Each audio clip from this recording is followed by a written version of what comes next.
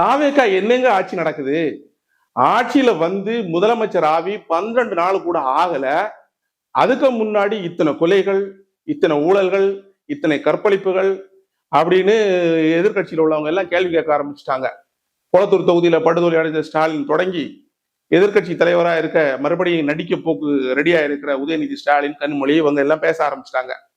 விஜய் அவர்கள் ஆட்சிக்கு வந்து 12 நாள்லயே இவ்வளவு பிரச்சனை நடந்திருக்கு, இவரால என்ன ஆட்சி நடத்த முடியும் அப்படின்னு கேட்கிறாங்க.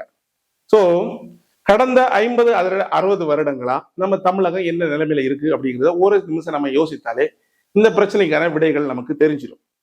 இத்தனை வருஷமா சரி, நம்ம அந்த 50 வருஷத்தை கூட விடுவோம்.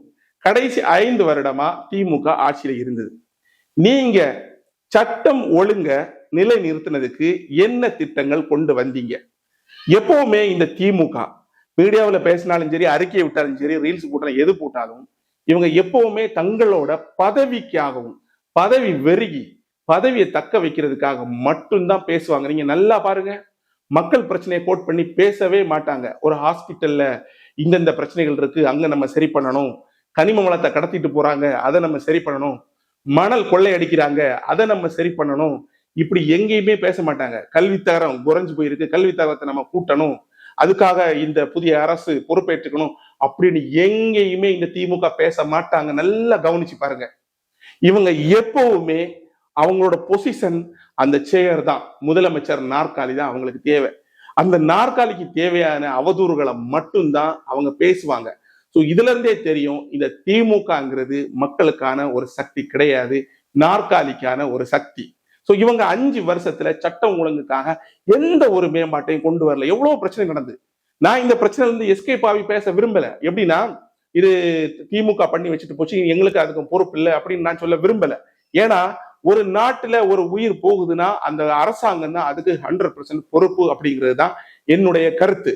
அப்படி இருக்கும்போது நான் விரும்பல. ஆனா இவ்வளவு நாளா இந்த கட்டமைப்பு இப்படி இருக்கு. இந்த மாதிரி நீங்க மோசமான ஒரு நிலையை, சட்டம் ஒழுங்கு சீரழிஞ்ச மோசமான தமிழகத்தை உருவாக்கி வச்சுட்டு இப்ப நீங்க கேள்வி கேட்கறது எந்த விதத்துல நியாயம்? ஒரு பொண்ணோட இறப்புக்கு நீங்க கேள்வி கேட்கலாம், அது நீங்க மக்களுக்காக பேசுறதுன்னு வரும். ஆனா நீங்க ஒரு அரசாங்கத்தை பார்த்து கேள்வி கேட்கறது தான் கேள்விக்குறியான ஆச்சரியமா இருக்கு. சோ மக்கள் எல்லாரும் இந்த திமுக பத்தி நல்லா புரிஞ்சுக்கணும். இந்த திமுக ஒரு ஐடி விங் அடிமை அரசு. உதயநிதி பேசினாலும் சரி, மு.க. ஸ்டாலின் பேசினாலும் சரி, கனிமொழி பேசினாலும் சரி, இவங்க பேசுறது எல்லாமே டிஎம்கே ஐடி விங்னால உருவாக்கப்படுற கட்டுக்கதைகள் மட்டும்தான். இந்த டிஎம்கே ஐடி விங் எந்த மக்கள் பிரச்சனை பத்தியும் எழுதி கொடுக்கவே மாட்டாங்க. எப்படி ஒரு எதிர்கட்சி, ஒரு கட்சி இருக்கு, அந்த கட்சியை எப்படி அட்டாக் பண்ணலாம், கட்சியில் உள்ள தலைவரை எப்படி அட்டாக் பண்ணலாம், கட்சியில் உள்ள தொண்டனை எப்படி அட்டாக் பண்ணலாம். சோ அந்த கட்சியை அட்டாக் பண்ணி டேமேஜ் பண்ணாதான் நம்ம கட்சியை நல்ல கட்சியா காட்ட முடியும். சோ மக்கள் இப்ப ஒரு நிமிஷம் இந்த ஒரு விஷயத்தை திங்க் பண்ணி பாருங்க. ஒரு கட்சியை டேமேஜ் பண்ணி தன்னோட கட்சியை நல்லதா காட்டுறது முக்கியமா, மக்கள் பிரச்சனையை பேசி ஒரு கட்சியை காட்டுறது முக்கியமா? நல்லாவே உங்களுக்கு புரிஞ்சிருக்கும்னு நினைக்கிறேன்.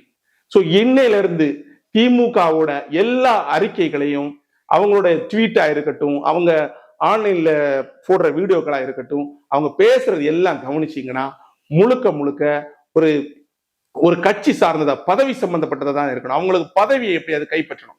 மக்கள் பிரச்சனை பேச மாட்டாங்க. நீங்க மட்டும் என்ன மக்கள் பிரச்சனை பேசிங்கன்னா கேட்டா அதற்கான பதில் நாங்கள் பேசினோம். தேர்தலுக்கு முன்னாடி நீங்க யோசித்து பாருங்க, தாவேக்காரங்க போட்ட எல்லா வீடியோவையும் எடுத்து பாருங்க. எல்லா இடத்துலயும் மக்கள் பிரச்சனை மட்டும்தான் நாங்க பேசியிருப்போம். மருத்துவமனைகள்ல எந்த தடை இல்லாம இருக்கிறது, கனிம வளங்கள் கடத்துறது, மணல் கடத்துறது, ஊழல் பண்ணது, அதாவது மக்களுக்கு எதிராக என்னெல்லாம் செயல் இந்த திமுக செஞ்சதோ அதை பத்தி தான் நாங்க பேசி ஆட்சிக்கு வந்திருக்கு இப்ப டிவிக்கு. ஆனா இந்த திமுகவோ மக்கள் மேல கொஞ்சம் கூட நன்றி இல்லாம மக்களை வந்து தோக்கடிச்சாங்கன்னு சொல்லி மக்களை திட்டினவங்க. இவங்க எந்த விதத்திலையும் மக்களுக்கு நல்ல செய்ய போறது இல்லை. ஸோ டிஎம்கே ஐடி விங்கோட ஃபேக்கான செய்திகளும் அதிகமா வளம் வருது. எல்லாரும் கவனமா இருங்க.